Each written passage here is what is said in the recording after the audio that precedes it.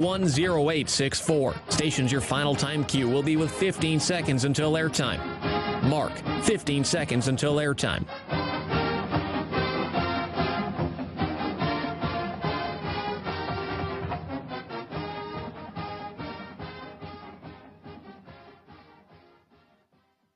The following is a presentation of Learfield.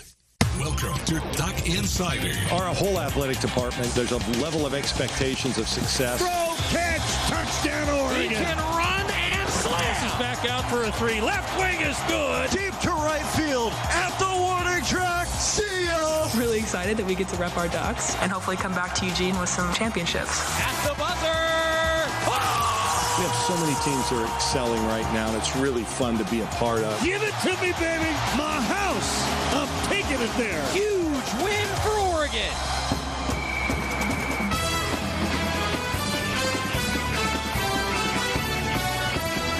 This is Duck Insider on the Oregon Sports Network from Learfield, presented by On Point Community Credit Union. Better banking, local solutions. Live from the Country Financial Studio, here's Joey Mack. Kind of Joey Mack, not quite. It's Jordan Brenner here hosting Duck Insider in the Country Financial Studios. Busy show today. We're wrapping up the month of March after, I think it was a successful midweek of Oregon baseball. Yeah, on today's show, we'll get to a whole lot of Oregon baseball. Walk-off winner yesterday in extra innings, thanks to Gavin Grant. God, that guy hustled down the line and won it for the Ducks in 11 innings after Josh Kasevich, Anthony Hall, those guys making a difference in the ninth inning to just get 2 extra innings. And great job to the bullpen as well. On today's show, we have Oregon spring football interviews. Defensive coordinator Tosh Lupoy, he's coming up at the end of the show. We're trying to get that footage in as quickly as possible. It's coming as quickly as we can, and we'll hear from the defensive coordinator at the end of the show. Also, going to be a great weekend in Eugene if you are a track and field fan. The Hayward Premiere, Friday and Saturday. We're going to hear from Robert Johnson, who spoke to the media. He's going to preview that weekend. Should be spectacular. I wish I honestly could go to Hayward Field, but I'm headed down to Los Angeles, where it's going to be a big weekend for Oregon baseball and for Oregon softball. Critical Pac-12 series for 2 teams that are absolutely in the hunt in the Pac-12 conference. Let's take a deep dive into Oregon baseball and what happened yesterday. An extra inning win against San Francisco. The Ducks doubling up with the Dons this week, Tuesday, Wednesday. Tuesday, that first inning, Oregon used 10 runs to ultimately run away from the Dons, win that one 15-5. Yesterday, boy, was it a different story. Oregon went 6 for 38. Mind you, this is one of the leaders in batting average across the country, this Oregon offense. Yesterday, 6 for 38 against a decent Dons team, right around 500. That's good for a 168 average. But Coach Mark Wasikowski's talked about this really the entire year. Offense comes and goes. It went yesterday. Credit to the bullpen for coming through, and credit to Gavin Grant. In the 11th inning, folks, it was a 50-50 play. 2 outs, runners on second and third. Gavin Grant put the ball in play, rolled one to the right side of the infield, and busted his butt down the line, forced a decision to be made. A lot of players in a situation like that, maybe they're mad about chopping a ground ball to the right side of the infield, would have given up on that play. Not Gavin Grant, not this Ducks team. Gavin Grant didn't even start that ball game. It's pretty remarkable how Gavin Grant is always in the middle of big moments for this Oregon baseball team. Didn't start the game yesterday, ends up with the walk-off single in the 11th. Also a player who hit the walk-off home run on Friday night against the Gauchos from Santa Barbara. Iced the series against the Stanford Cardinal, a 3 RBI double in the 8th inning off of Stanford's closer, Jordan Montgomery. Honestly, I have to go back and check because with the way Gavin Grant treated him, a freshman, I don't know if he's still the closer for the Cardinal. I mean, that was brutal for Stanford. Really iced that series. Gavin Grant, clutch, always in the middle of it. And a couple other players I want to shout out. I want to go to Josh Kasevich here. Josh Kasevich has been red hot recently. 7 for his last 12 at the plate. Today, D1 Baseball, they do this thing where they power rank the best position players across the country. Josh Kasevich absolutely was on that list, named the 21st best shortstop in the nation. That just tells you how good a player he is. And Josh Kasevich was a big part of that win yesterday. 3 hits, 3 of 6 hits go to Josh Kasevich yesterday. Was his 5th 3-hit game of the year. He's up to 350 with his average. Started the rally in the 9th inning for the Ducks with a base hit to center field. Ducks tied the game in the 9th to force extra innings. You know, again, a lot of teams roll over in spots like that. Not this Ducks team, just as comfortable coming from behind as they are playing from ahead. And then got the rally started with a double just barely inside the left field line. I mean, it actually hit the left field line in extra innings. So 2 clutch hits for Josh Kasevich, and congratulations to him being named the 21st best shortstop. If I'm making the list, I think that guy's higher than that. A machine on defense, power on offense. Hadn't hit a home run, I think, in 60 at-bats. Then hit his 2nd against USC, and then another one here in the midweek. So he's up to 3 on the season and really excelling. Also want to shout out Anthony Hall. Started the game 0 for 3. Base hit in the 9th inning. Part of that rally to tie it. 11th inning, works a walk, a clutch walk. And I think I want to do a little bit of a deep dive on Anthony Hall, who came into this season one of the biggest professional prospects in the Pac-12. Maybe was putting a little bit of pressure on himself. He enters the month of March hitting under 200. It's now March 31st. He's going to exit this month hitting 299 for this team. So I think a big part of this turnaround for Anthony Hall is that he has 12 walks in the last 15 games. He's just really being a lot more patient. And I think this is a lesson to a lot of hitters, right? Honestly, when you're hitting under 200, the first thing you want to do when you get to the plate is swing away, bust out of that slump with a big hit. Anthony Hall has been patient. He's been seeing the ball a lot better. Base hit in the 9th. Clutch walk in the 11th inning.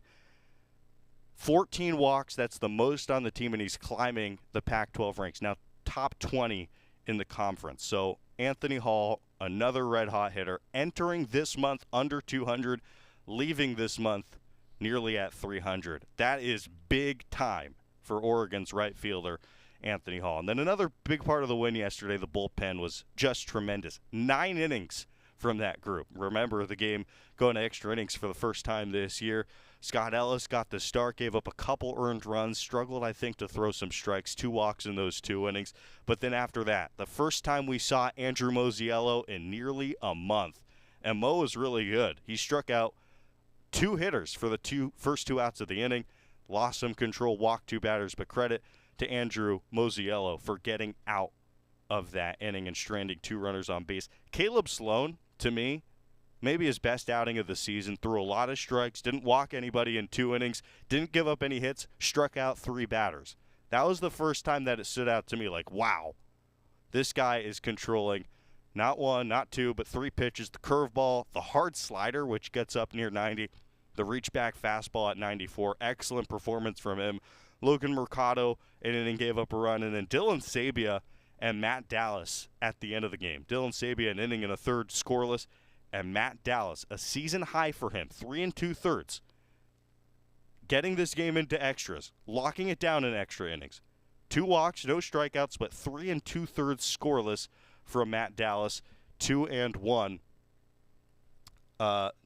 for Matt Dallas, getting the win. That's where he improved his record. But that's enough for me. Let's go ahead and talk to Mark Wasikowski. He spoke to the media after that win yesterday. He also mentioned that upcoming series with UCLA. Let's go to the head coach of the Ducks. Well, to rally and get one there between battling for extras in the 9th and getting a walk-off after what had been a little bit of an offensive struggle. Yeah, I mean, they've been coming out of that with a win is great, and really proud of the guys to be able to fight through it and come out with a win. That's the ultimate end of the game goal was to win, and we did, so that was good. Playing for Mosiello for 1 inning regardless today. Yeah. Will he have any chance of going on the weekend, or is that just oh yeah, he's going on the weekend. On Sunday? Oh, I don't. In terms of starters and stuff like that, no, I don't. I wouldn't think so. I mean, he's going to be available though this weekend. In what capacity? I'll let Coach Angier decide on that. What's it like to see him back out there though, and get some guys out and Well, and he's doing it pain-free, and he's doing it easy. His back's loosened up. They figured out whatever was going on with it, and it was awesome to have him back. I mean, that guy was the glue last year to the back end of that bullpen and handing the ball off to Summers, and really had the toughest innings of the year for us in the bullpen. Imagine he'll be back in the bullpen, and in a role probably he was familiar with from last year, and that's what he was really successful with. Do you look to tinker at all then with starters for? Oh, we'll entertain anything to be able to win series. So that's yes, we're wide open to anything. Mercado, one of them. Sure, he's on the pitching staff. Also Summers, but I don't think you're moving with the starting. You never know. He's on the pitching staff too. How about Dallas today? I mean, he obviously got himself in a little bit of trouble a couple times, but got out of it too, and gave you a chance at the end. No, he's outstanding. I thought the pitching was really, really good. I thought Scott Ellis threw the ball well. One guy got a good swing off on him, but still yet I thought the ball was coming out of his hand really well. Credit to Coach Angier. I thought he really, his pitchers pitched very, very well. Dylan Sabia I thought was electric and did a really nice job, and they held us in a ball game when offensively, hitting comes and goes, and it wasn't with us today. And so for the pitchers to pick us up, that was great. Going against small ball a little bit there late. I mean, Well, not bunting at first, but then trying to bunt. Not necessarily. I mean, we just didn't execute small ball at the end. I mean, we were playing small ball at the end, other than the fact that we go leadoff double and we have a good walk. First and second situation, we expect to be able to get a bunt down or be able to, beat the defense. They ran a crash play. We properly got out of the bunt in the crash play, and we slashed. We just weren't able to put the ball on the ground up the middle, which is where the holes were. That's what his intent was. I thought he gave his best effort at it, and he just wasn't able to successfully execute today. In terms of the weekend in UCLA, when you're going up against the best pitching staff in the league, just what do you see from these guys and what the challenge will be this weekend? They're really good. Coach Savage is a really good coach. Their program has been a very, very good program, and so we'll have a tall task. And it's one that I think our guys are looking forward to. When you look at the offensive numbers that you guys have had so far, when so many of them are so good, what is it that stands out to you most? What is it that you feel like you guys have most accomplished so far offensively? Well, I don't know. I think that offensively, there's a mentality of guys that want to hit. That's number one. Number two, I think it's a long lineup. I think there's guys over the long haul. You see that it's tough to get us out 1 through 9. There's guys that can hit and hit the ball out of the ballpark 1 through 9. I think that makes your lineup tough, even with a guy like Drew Cali out, which is a massive out. Don't get me wrong, when you're losing your best hitter to an injury for an extended period of time, that's never fun. And today was the first day that we weren't able to really score runs, probably in bunches. But still yet, I think it's just because we've got a long lineup of guys that are looking to hit. He's still about a week away. Yeah, probably about a week away, I would guess. Yep. And then pitching-wise, obviously when the starters' ERAs are room for improvement, how do you look to get that done this week? Well, same way we've been doing it before, and that's, probably with a really good bullpen and just being able to score more than the other team. So, at the end of the game, it doesn't matter how you do it, you just got to win. There's a couple times the last few days the depth of your bullpen has really shined, and also a guy who, Cromwell the other day doesn't start that game, has a big hit. Gavin Grant today. Do you feel good about kind of the character of your team battling through some of the other issues you might be having? Sure, they could have quit, and there's probably teams out there that would have quit and gotten sad because it wasn't easy, and it's, you go from a stressful Pac-12 weekend to boom, now all of a sudden first week of classes, and now you're playing 2 games during the midweek on the first week of classes, and all the excuses built in, and the guys still find a way to win. And so sometimes it's not pretty, and at the end of the day, I don't think anybody's going to care at the end of the year. It's going to be a win instead of a loss, and that's the objective, is to win the game, and we did. Good to hear from Coach Mark Wasikowski after a win. It wasn't easy. Oregon hitting under 200 as a team, but they sweep the midweek double up with San Francisco, and they head down to Los Angeles with a little bit of momentum. It's going to be strength on strength this weekend. UCLA, great starting pitching. We might be seeing multiple future professionals from the Bruins in their weekend rotation, but they're running into an Oregon offense that has been electric, to say the least, this year. Good to hear from Coach Mark Wasikowski. We'll get a break. We'll finish up on baseball. We're going to hear from Matt Dallas, who went 3 2/3 out of the pen yesterday. Gavin Grant, the walk-off single. That's after this in the Country Financial Studio on the Oregon Sports Network from Learfield. Money isn't interested in the fact that you dream of going to Greece. And it doesn't pace at night wondering how you'll pay for braces 3 times. The point is, money without people is just money. Only people can use it to run the family ranch, buy their first house, or adopt a happy old dog. To us, the powerful thing about money isn't money at all. It's helping you harness the power of yours. On Point. People are the point. Federally insured by NCUA. Equal housing opportunity. As my family continued to grow, I realized I'd have to replace my beloved Jeep with something that has, well, more seats. I'm Jason Hines, Country Financial Rep and father of 7. Whether you're upgrading from your sporty ride with no room for a car seat or finally replacing your well-loved beater that still has a cassette player, you'll want the right protection for your new car. Work with a Country Financial Rep like me and get the protection you need at a price you can afford. Learn more at TakeSimpleSteps.com or contact a local Country representative. Don't go anywhere. Duck Insider continues after these messages on the Oregon Sports Network from Learfield. Tom has been a teacher for over 40 years. One day, I think one of the students had asked the question and he didn't remember the answer. And I also noticed that he was letting his class out earlier than they were supposed to let out. I was really starting to worry. Levi and I talked about how it would change our lives, but he was there beside me. When something feels different, it could be Alzheimer's. Now is the time to talk. Visit alz.org/ourstories to learn more. A message from the Alzheimer's Association and the Ad Council. Okay, man, this is your time. Maybe you didn't choose this, but you're here now. You're gonna go out there and be an all-star caregiver. Cook, clean, be there emotionally and physically. You gotta dig deeper. Drive them to physical therapy, doctor's appointments, because that's what caregivers do. Don't give up.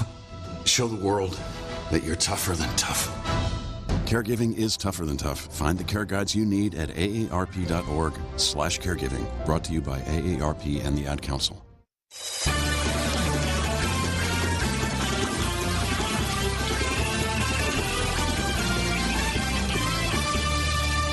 Welcome back to Duck Insider, back here in the Country Financial Studio, brought to you by OCCU, On Point Community Credit Union. We are finishing up our conversation of Oregon baseball. That walk-off win yesterday, 4-3. Let's talk to the walk-off winner himself, Gavin Grant, the single in the 11th inning. He spoke to the media after that ball game yesterday.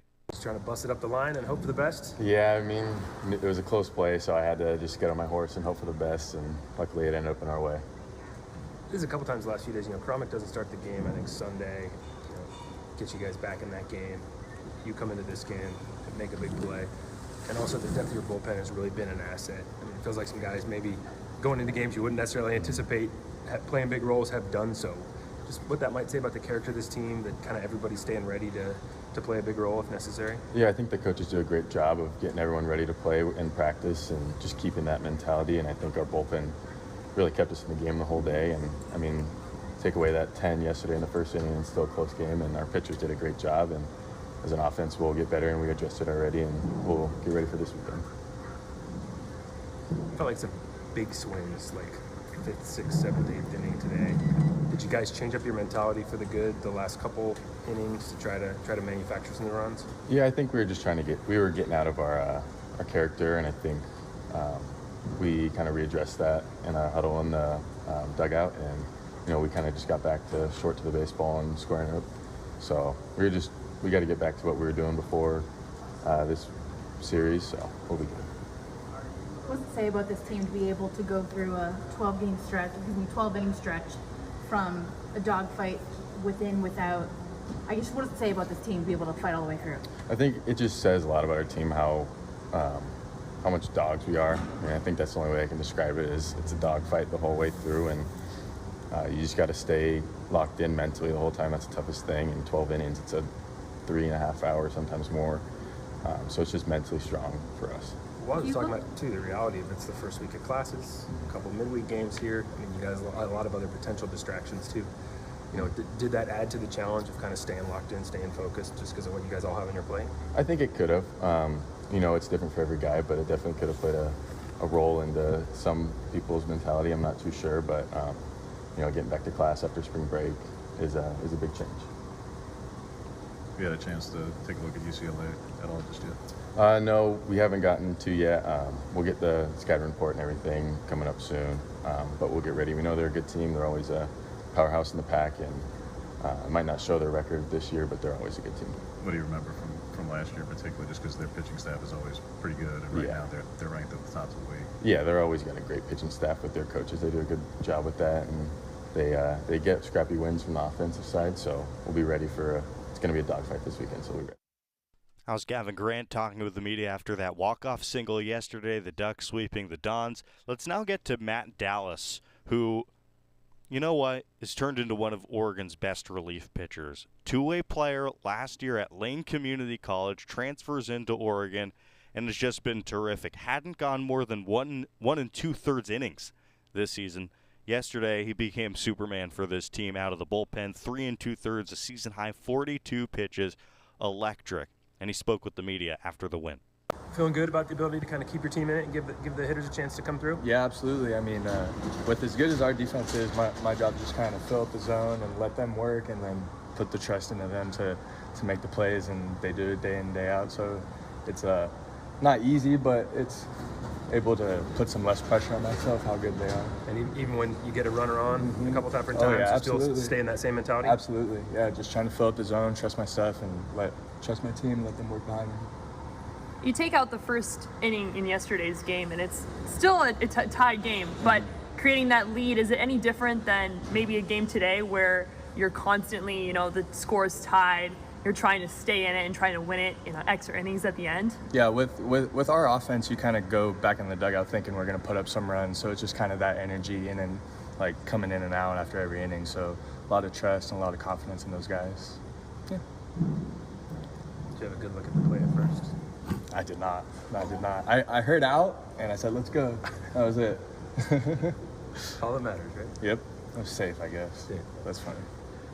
In terms of the weekend ahead in UCLA, just what have you seen from these guys, obviously on the offensive side of things for your perspective, just what makes them a challenge for you? Reword that? Just what have you seen in terms of preparing for the weekend in UCLA? Yeah, I mean, these guys are in here extra, getting work in every day and getting swings in and stuff like that, so it kind of doesn't really matter who our opponent is. We're going to go out and play our game, and if we stick to that and do those well, we're going to win.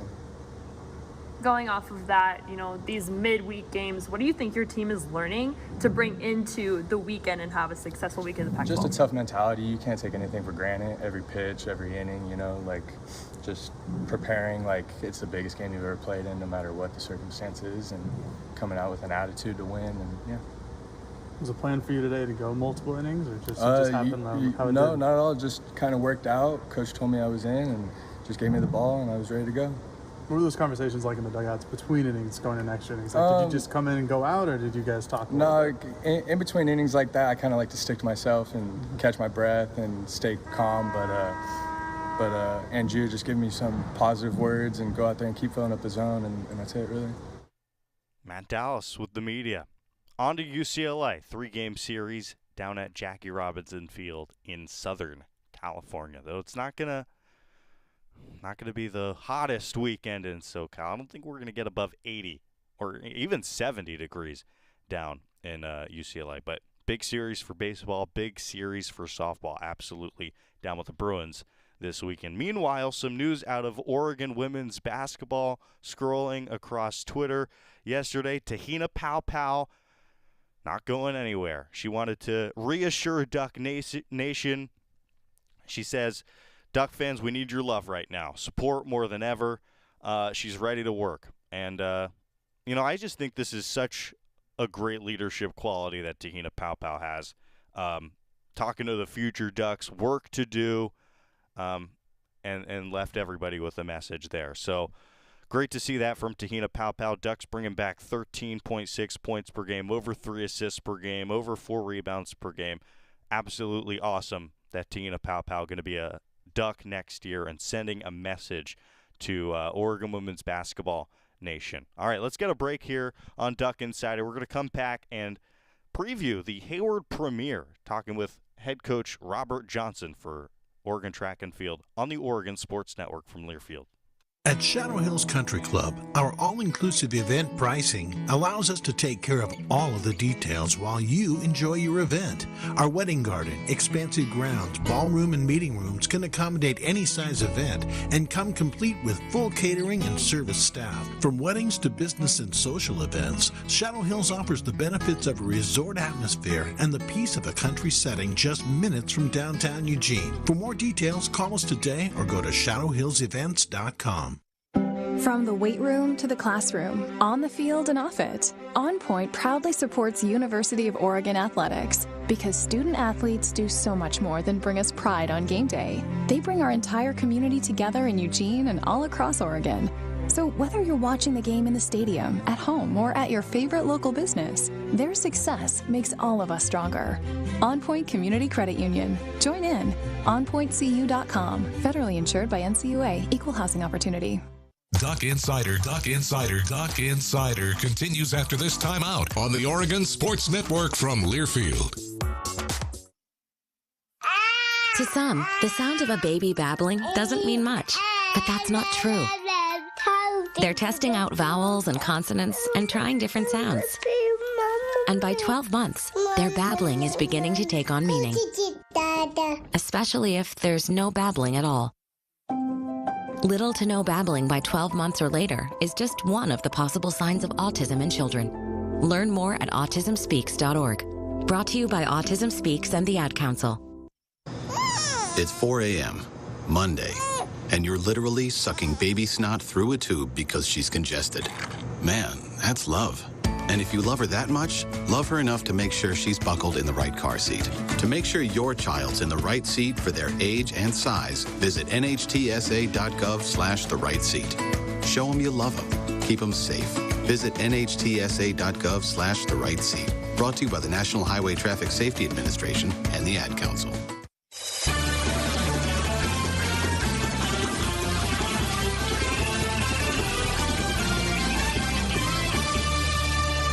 Here on Deck Insider, Jordan Brenner in for Joey Back. Outdoor season is almost here. The Hayward Premiere, Friday and Saturday. Coach Robert Johnson talked about it with the media. Here's the head coach. Good time of year. Welcome to outdoor season. That's where we are. We had a little preview last week at the Aztec Invitational. You know, we took our team there traditionally to the Olympic Training Center for spring break. So we were there from Sunday to Saturday. I competed there, and of course, lots of good things come out of that meet for it being our first one. And then, of course, as always, doing this interview here is the opening of our home meet schedule here at the Hayward Premiere. Lots of teams coming in here, a chance for us to get all the surrounding schools in the state and surrounding state schools to come here and compete. So over 20 some odd schools coming to compete here at the Hayward Premiere. And then I guess backtracking a little bit, the success there out of the Aztec.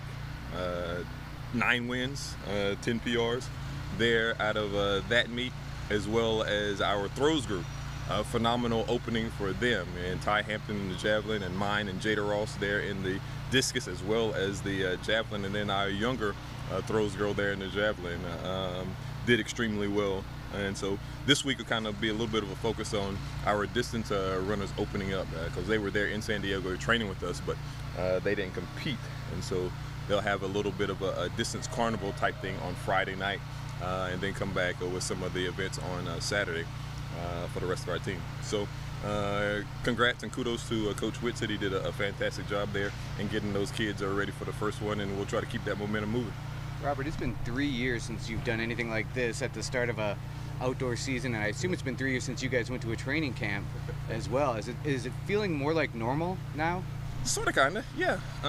We're excited about that. Excited to have all the kinks, or most of the kinks, ironed out here at Hayward, because we had a little quasi-soft opening last year with some meets. And one of the things that I think is important about this year is a chance for us to showcase all of the competitions here in the world. This is a year that is going to showcase the state of Oregon, the University of Oregon, Hayward Field like no other. We have an unprecedented schedule of home meets that are going to be here, from the NCAAs to the USAs to the high school meets to the middle school meets. to the Prefontaine, to the World Championships being the cherry on top at the end, which is kind of what we've all been preparing for this year. So unprecedented time this year for Oregon track and field. Is it harder for you? I mean, how does that impact you? Not necessarily harder or anything like that. It's just par for the course. We are dealt the cards that we're dealt, and we deal with them as best we can. And I think that's life in a nutshell, and that's one of the things that we talk to our kids about, is about being mentally flexible. You know, everything is not going to go your way. There's going to be some ups and downs, and how you react and how you deal with them is what makes you as a person. No, we're not done with the pandemic quite yet, but at the same time, you know, we're sitting here without masks in person for the first time in a pretty long time. There's going to be fans in the stands and not really any worry. I mean, is it hard to repicture normal again after all of the things that have been in place for the last 2 years here? Well, when you say done compared to where we are, it feels done. It feels done to our athletes. Coming back and getting the news from the university that we were out of mask on the 19th was a celebration. I could hear them cheering internally there. But of course, we'll continue to have to be safe, because there may be another wave of this thing coming through and starting in Europe, so it may end up being here in the States shortly. And of course, we'll continue to deal and be flexible like we talked about in the beginning. But it's nice to have some sense of normalcy. We were in California and there was no mask mandate there, and so we moved around freely there. So I guess we'll continue to deal with things as they come. Does it take some getting used to from a training perspective, working out, just getting kids back into the flow? I mean, you've got athletes on this team now that do not remember a time pre-pandemic here, and you almost have to teach them what it's like at a college program when there's not all that stuff. Yeah, it'll be interesting to see them do victory laps. One of the things we were joking about in our coaching staff is kids look different. Like, they look different when you see their whole face. Like, I didn't know her nose looked like that, or her chin was like that, or look at his head, look at the way his face is shaped. So, like, they look a little different now that there's no mask on. So, if that's a sense of normalcy, we're definitely getting some experience with that. How you liking the new addition over your shoulder there? Not bad at all. We're still trying to work out some kinks with that, and hopefully be able to have that thing moving by the time we get to the Pac-12. You mentioned the soft opening last year. Was that beneficial to be able to get in here and have a soft opening? It was beneficial for our meet directors, the people that help make this thing go, all of our support staff, because they got a little bit of a sense of flow and how things are flowed, because it's 100% different from a meet perspective on how the fans move around, different for the coaches as well, because sometimes the sight lines are a little different from the old Hayward field and where you can coach from and where you can get instruction from, and being so close has been a tremendous asset. You know, there's nowhere in the country that the fans or the coaches are this close to the competition. You mentioned kind of middle distance for this meet. What does that look like on the men's side after the key pieces you lost after last season? Yeah, it's going to see a lot of newcomers. So a lot of newcomers there. Like, there's some highlighter races there. You'll see some kids trying to get some regional marks in the 10K. You'll see of course, some highlighter races there in the 5K, trying to get some regional marks. Everything now about this season until we get to the championship season is all about trying to position yourself in the top 48 to get to the first round of the NCAAs, which is regional marks that I'm referring to. And you'll see some hot 15s, some good 800s, a lot of new kids on our team. Like, we have 107 kids on our team, and a lot of those are freshmen and sophomores, and as he referenced earlier, some of those don't know what it's like to be at a real Hayward field.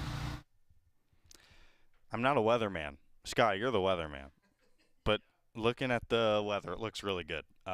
Get out to Hayward Field, Hayward Premiere, Friday, Saturday.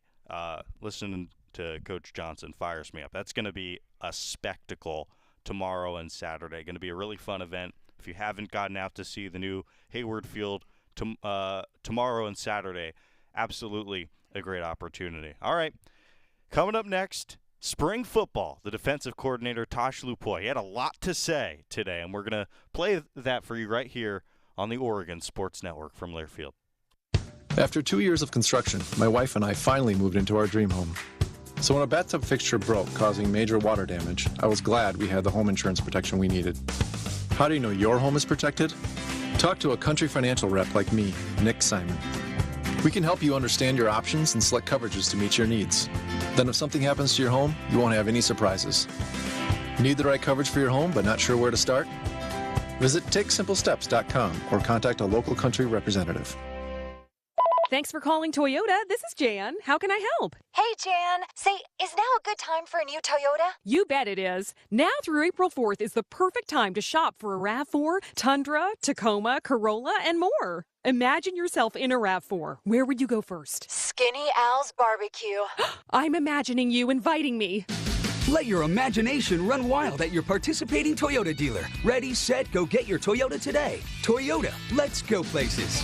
Dealer inventory may vary. Duck Insider, your home for the latest news on Oregon athletics on the Oregon Sports Network from Learfield.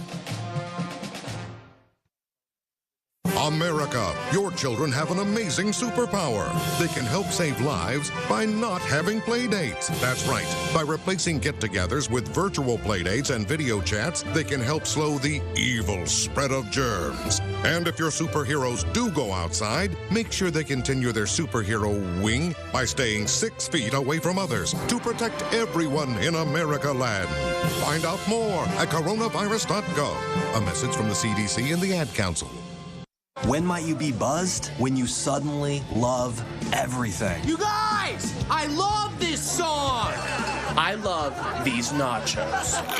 I love our kickball league. Ugh! I love this guy. What's your name?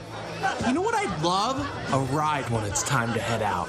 If you see a buzzed warning sign, call for a ride when it's time to go home. Buzz driving is drunk driving. A message from NHTSA and the Ad Council. I love your car. Is this real leather?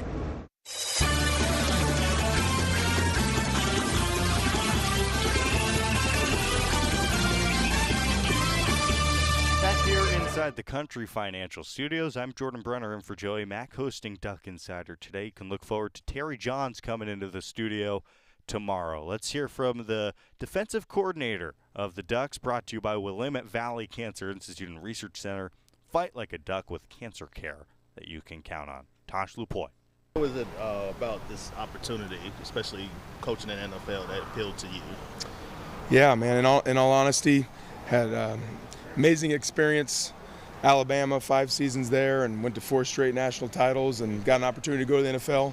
Didn't ever see myself coming back to college football, to be honest. And, plain and simple, for myself, my family to come back, college football, a place I could compete consistently to win a national title, a place where we feel we could consistently coach first-round draft picks, and a place where we can truly go into any living room and be able to express the fact that your life is going to be a great life no matter how football works out, because of the alumni base, the connections here, the unbelievable resources here, at a university. So those 3 things on the table, and the icing on the cake with Coach Lanning to be a part of his expertise. That was it. So, and maybe a little something to do with my wife being born and raised from the Pacific Northwest and her whole family, and being back out on the West Coast. What did the past 3 years, what did you gain out of it? Unbelievable. Just, multiple Cleveland Browns, Jacksonville Jaguars, Atlanta Falcons, the leadership I was fortunate to be around, the level of play, the expertise, the constant growth. I love this profession so much because I can truly wake up every day of my life and know, not just holding the players accountable, but myself to improve every day of my life in this profession. So that was incredible, to be at the, literally the top of the game, to be a part of that. And so couldn't be fortunate enough to have that experience in my life. And now it's about, beginning the new chapter, which obviously we've already begun, and couldn't be more blessed and thankful to be here. How different or unique are some of the simulated pressure concepts that what Dan and Kirby were doing and what Dave was doing, obviously Matt was familiar with, compared to, I know Alabama didn't do it as much, and now he's got Dave going to his clinic in a week. But how different are some of those concepts, and just different from what you were doing before at the college level, at least? Yeah, I think we love simulated pressures. We love 5-man pressures. We love blitzing. We're gonna drop 8. We're gonna rush 4. So we're gonna be a versatile defense at the end of the day. you know, just the growth and understanding and what we did at Alabama, and I'm branching off Kirby. I think it's a collaborative effort, but what's most important that where we attack this process is not really who we want to be, who we can be. So, you know, it's our job, and what I think makes a great coach is assessing the personnel and not doing something because your past system did or, you know, past technique, fundamentals. So that's what we're in the process of doing right now. So, and it's a blast. You know, we're finding out who we are and who we can be rather than who, you know, we're not going to be the Atlanta Falcons or Cleveland Browns or Jacksonville Jaguars. We're not going to be Georgia. We're going to be Oregon. You know, and this is going to be our brand of football, and we're building that together right now. We're in the process. When you were in the league before, as a player, as a coach, how much did that familiarity help with your decision to come back, and how much has it changed since you've been here? Yeah, you know, it's certainly a different level, a different game. I mean, it's the absolute best of the best, obviously, right, in the National Football League. So, but it is still football. You know, the field's still 100 yards. The objects and the concepts are still the same. So a lot of similarities, a lot of differences, you know. Coming back as far as major differences now in just the past, 4 seasons, whatever that it's been, is, you know, getting used to the NIL process and adapting to that. And but at the end of the day, you know, all the great sales pitches out there, you know, are you developing players? Are you playing an elite, you know, offensive, defensive, special teams brand of football? And, you know, what's your ultimate big picture goal? You know, so I look at those things as the changes as more of bonuses, but we're representing one of the greatest universities in the country, some of the greatest leaders that have came through here, and you know, all that is a major reason why we're all here to go attempt to go try to win a championship. So how did that inherit a talented group of guys at outside linebacker, DJ Johnson, Braden Swinson, to name a few? What excites you about the group that you get to work with here at Oregon? Yeah, I think you know, love the fact that I know DJ was doing kind of a lot of things and sharing both duties and playing tight end, and you know, after evaluating the film, so the day we decided to take this job, you know, that was certainly going to change, in my opinion. You know, as long as the head coach signed off of that, I wanted DJ to play defense. So I think he's got the right mindset, mentality. Obviously, you know, having to share duties and play both ways and stuff, there's going to be some stuff that we got to improve with him. And I've been really impressed of how he's attacked the process, especially the mental aspect of the defense and the concentration to go get better. You know, this guy is on a mission to improve every day. That's obvious to me. So Coach, you know, Kevin McGee switching from wide receiver or from running back to wide receiver, how does like a versatile player like him like give your linebackers experience? You know, when you're playing like other really versatile players around the country. Yeah, it's important. You know, I think really to answer your question, that's the beauty of being at a place like Oregon. There's elite players, you know, all over the field, and so I think when you know, from a defensive standpoint, when we have to defend offense, if you're defending average players, you're probably not going to end up playing some average defense, you know. So to try to, you know, we're going to try to get as many elite players as here as possible. And on the defensive side, when you got to defend those guys, now, you know, in this conference, you're going to face elite players every single weekend, right? So you want to be doing that every day of the week. Played against Oregon, you coached against Oregon from your time at Cal and Washington. How much has this program changed? Because when you were at previous stops, it was the Chip Kelly, the Blur offense, and this program feels drastically different. What's just kind of your synopsis of? Yeah, I mean, obviously before coming here, you know, I was an outsider, but certainly a West Coast and Bay Area, East Bay, you know, Oregon was a place. I mean, I went to De La Salle High School, you know, and there was a super strong connection there to Oregon during my career there. I highly considered Oregon.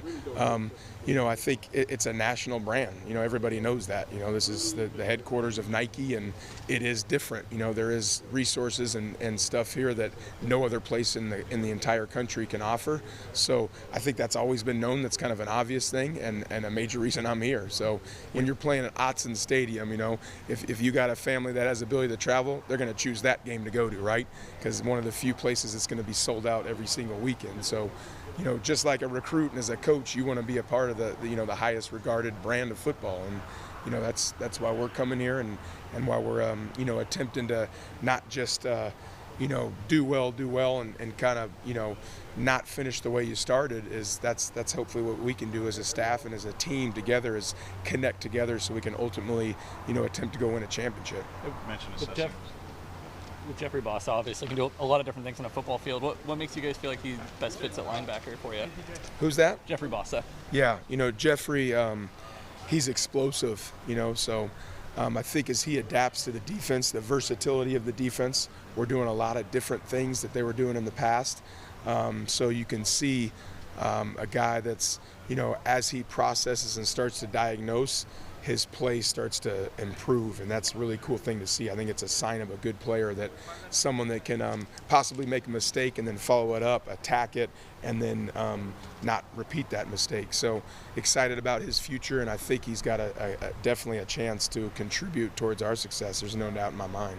Do you want to look to try to experiment in ways to get Jamal and Bennett on the field together? Jamal probably at a field safety kind of spot in that way, or do you think that they just rotate because they're both skilled at the star spot? Or I think it's our job, to get the best players out there, and we're in the process of assessing that right now. So, that's what's, again, our operation. You guys could probably tell if you've been to other places, is very different than most places, and it put, the amount of different drills that you're seeing and the different team activities that you're seeing. So we're in the process as well of evaluating, and that's what we're doing right now. So that's why you see different guys on different fields and different positions. We want to find out, who can do what role the best, and that's what we're in the process of doing right now. When you guys earlier in the offseason were looking to add some of the transfers, what did Taimani bring to the table for you? When we see him today, he's working with the second team already in that spot, and given the injuries inside defensive line. Pleased with Taki's process.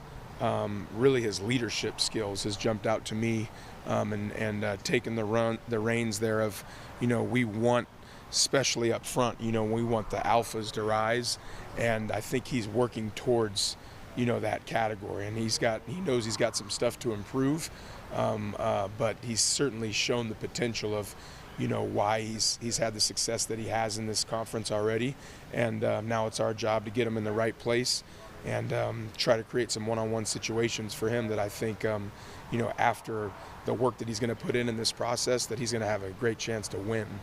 Talked about putting players in different positions, and Adrian Jackson's one of those guys. Just your thoughts on moving him from outside to inside, and just... Yeah, I mean, one, it starts from a body type standpoint, and then, we try to do our homework, on every single guy. So it wasn't just, hearsay, right? So we're watching every film that he had. We watched every single practice film, and then go back to high school. I mean, the guy's playing safety at times and in the back end and doing stuff where, showing some instincts and some great A to B explosion.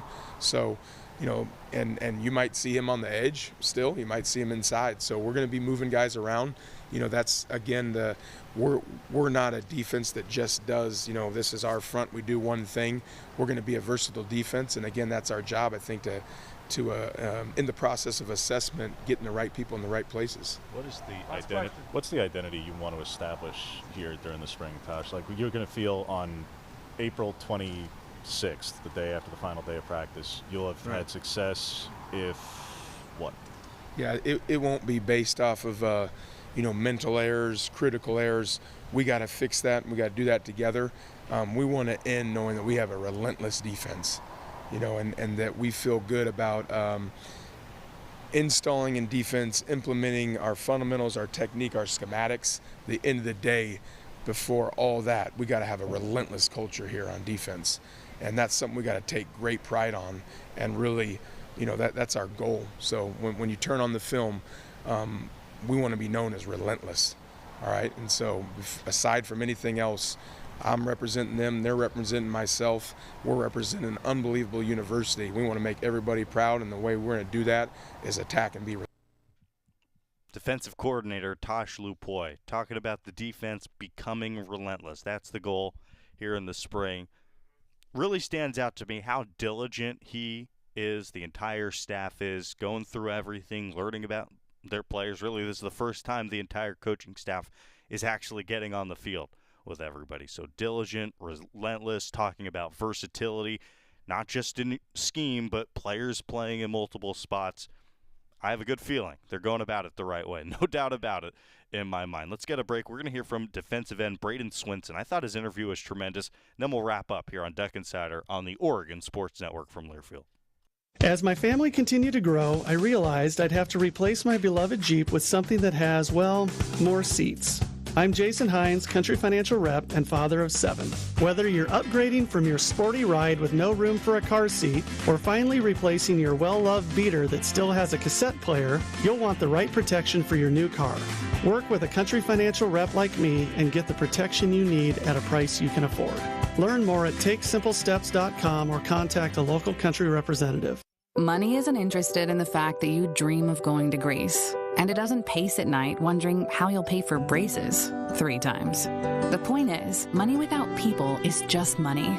Only people can use it to run the family ranch, buy their first house, or adopt a happy old dog. To us, the powerful thing about money isn't money at all. It's helping you harness the power of yours. On Point. People are the point. Federally insured by NCUA. Equal housing opportunity. This is Duck Insider. Duck Insider on the Oregon Sports Network from Learfield. Hey, so what's a great way to spread awareness that driving high is illegal everywhere? A catchy song, of course. You can run, but you can't drive high.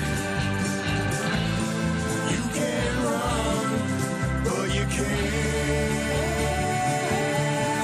drive high.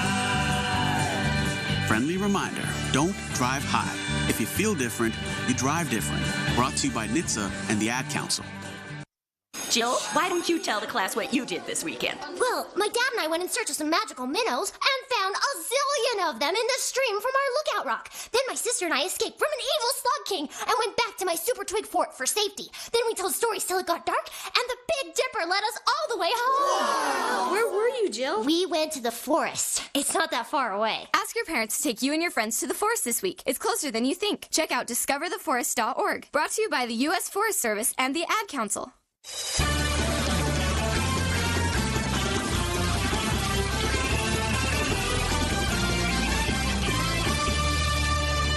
Jordan Brunner in for Joey Mack back here in the Country Financial Studios. It's Duck Insider brought to you by On Point Community Credit Union. The defensive end, Braden Swinson, talked to the media today. I thought it was one of the best interviews we heard today after spring practice. So let's head to him now.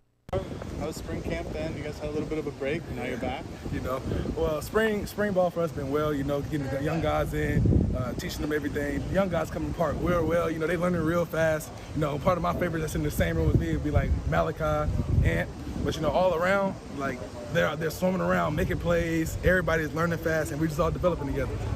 Speaking of fast, how's the defense been? I know this is like a little bit new for you, and what's your role look like so far? So right now, I've just been basically everything, same thing I've been doing. Jack, Sam, whatever they need me to do, I'm able to do it. But with the new defense that we have, it's really bringing out like the talent that we really have. It's really showing us everybody that's around that haven't been able to show what they had, and like they haven't been in that position. Like us being in that position now is really showing like all the depth that we have, all the talent that we have, and I'm really just excited to see what we do with this year. They've had a couple guys do some positional changes, either even moving from offense to defense. Is there anybody who has kind of intrigued you recently with the position change? DJ Johnson, he was at tight end, these last few years. Then transitioning back, it's like he hasn't missed a step.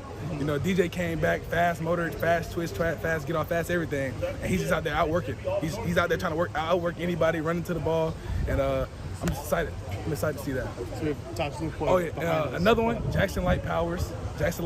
He's just freaking turned it to a freaking like monster show that he's down there the inside. He was a monster at center, but now that he's at guard, it's just a completely different feeling from him, and like he's loving it. You can tell that he's loving it. He's out there enjoying everything he's doing. So I'm excited to see what he does too. Love to hear it. So we have Tosh Lupoy behind us here. Yes, sir. How has that been as him the defensive coordinator? Yes, and is he like your positional group guy? Yes, sir. So he's over the outside linebacker. He's with the OLBs, and I love his juice that he comes with every day. It's like the way he coaches is like him every day. So every day you're getting the same him, you're getting the best out of him, and he's trying to make sure that you get the best out of yourself. And ever since he came in, I haven't had a long time with him. Probably been like a month or two that I've been with him. It has been nothing but real and just straight hard work. And he's gonna get us all to the next level. Like what we want to be, where we want to be in our defense, he's gonna bring it out of us.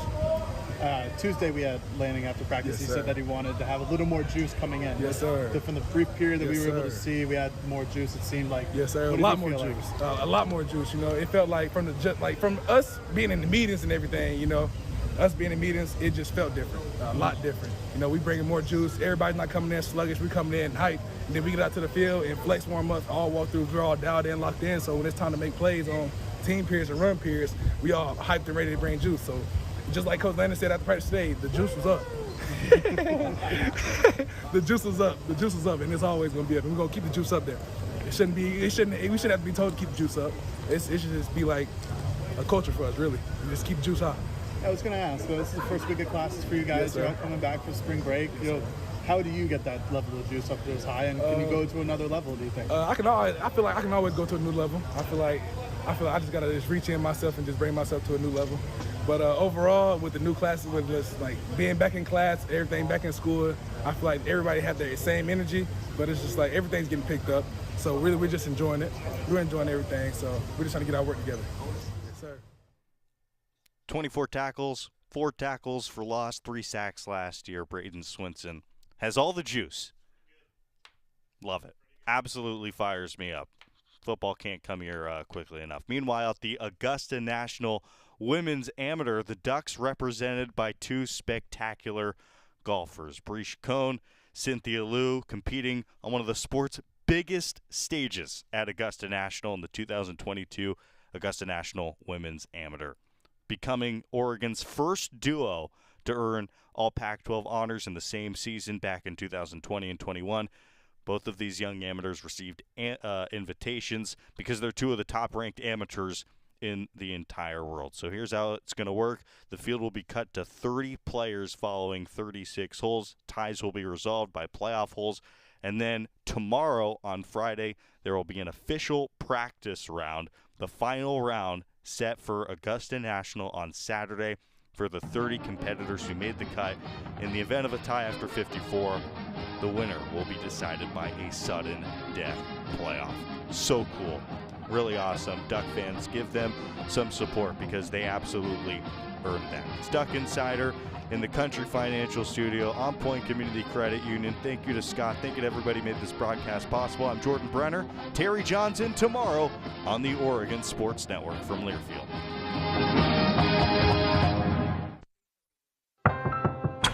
If a natural disaster comes knocking, how prepared is your family? You can't just close the door on earthquakes, floods, or hurricanes and hope they go away. That's why it's important to make a plan now. Ready.gov/plan has the tools and tips you need to prepare your family for an emergency. So if disaster shows up at your doorstep, you'll be ready. Visit ready.gov/plan and make a plan